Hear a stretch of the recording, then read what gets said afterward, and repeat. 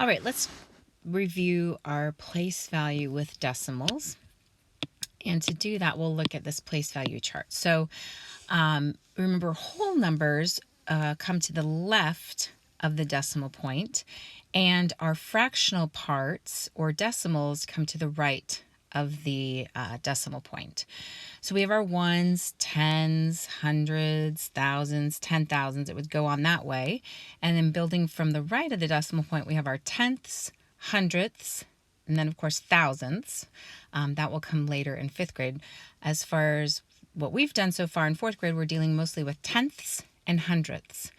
Remember that when we look at tenths and hundredths, that THS really points out to us that that is part of a whole.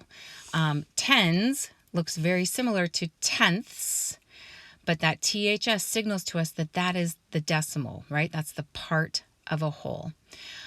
So if we had a number like this, 0.2, we would read that 2 tenths. If we had this, it would be read 2 hundredths. Remember how we really practiced enunciating that THS. So those numbers were both decimals, right? They were a part of a whole. Sometimes we can have mixed numbers. So we can have whole numbers, like if we have 1 in the ones place, we would read this 1 and 23 hundredths. Remember, anytime we see a decimal point, we say the word and. So we'd read this 1 and 23 hundredths. If we had 2 tens, 4 ones, no tenths, and 4 hundredths, we would read this number 24 and 4 hundredths. Okay, so this is just a review of place value with decimals.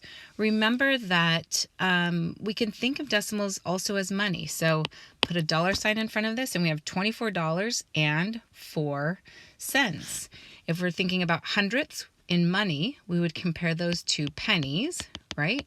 And if we were thinking about tenths in money, we would compare those to dimes. Okay, so it takes 10 dimes to make a full dollar. It takes 100 pennies to make a full dollar. So that's just a reminder that we talked about in class about how decimals also relate to money.